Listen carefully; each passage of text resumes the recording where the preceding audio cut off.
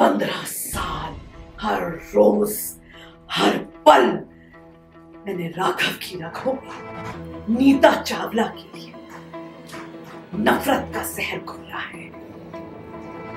रीत रिपोर्टर इतनी जल्दी राघव के दिल में उस नफरत के जहर प्यार में नहीं बदल पाएगी। क्या उसे इस घर में फिर से वापस लेकर आ जाएगी? क्या? हाँ, मैंने उसे कहते सुना। उन्नति राघव से कह रही थी कि जिस तरह भैया आपने उनकी जान बचाई है, उसके बाद नीता जी के दिल में तो आपके लिए प्यार फूट पड़ेगा और वो सब कुछ भुलाकर इस घर में हमारी जिंदगी में वापस आने को तैयार हो जाएगी।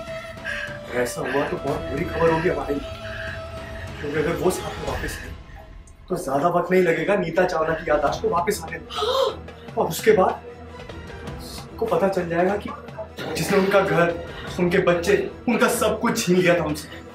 और तब राघव के मार के चुप कर मूर्ख। तू अपनी ये बुरी बुरी भविष्यवाणी करना बंद कर। मैं तेरे पास इसलिए नहीं आई हूँ कि तू मुझे भविष्य में आने वाले तूफान दिखा दिखा कर डराए, समझा? और क्या करूं मैं माँ, आप ही बता दीजिए। क्योंकि रीत ने तो कसम खाई है पूरे परिवार का मिलन कराने की। इस समय भी पक्का राघव को वो इसी बात के लिए मना रही होगी।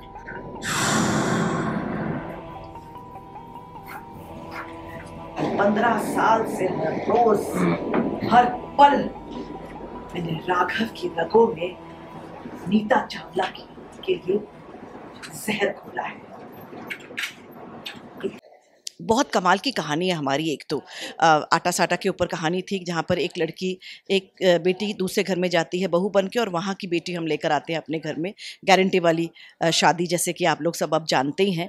और बड़े खूबसूरत सीन्स आते हैं राघव और रीत के बीच में, और मैं बिल्कुल वो खूबसूरत चीज़ें देखकर और खूबसूरत सीन्स देखकर बुआ जी बिल्कुल खुश नहीं होती हैं।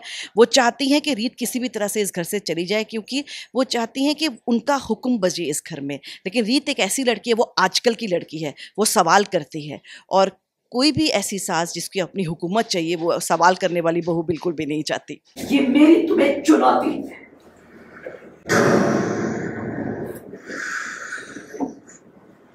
मुझे आपकी चुनौती मंजूर है। देखिए मुझे कहाँ तक पहुँचा दिया इस किरदार ने। अब मुझे मतलब मैं ड्रंक भी रहने लगी हूँ, लेकिन एज एन एक्टर ये सब सीन्स करने में बहुत मज़ा आता है, इसीलिए मैं खुशी खुशी ये सीन्स करती हूँ।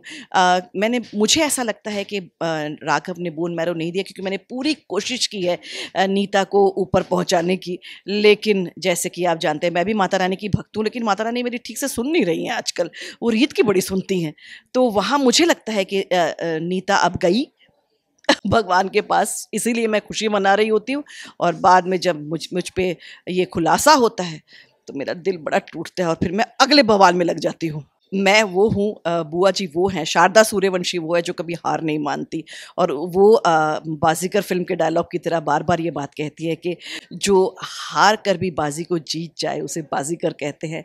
तो कहीं ना कहीं बुआ उर्फ बवाल उर्फ बाजीगर।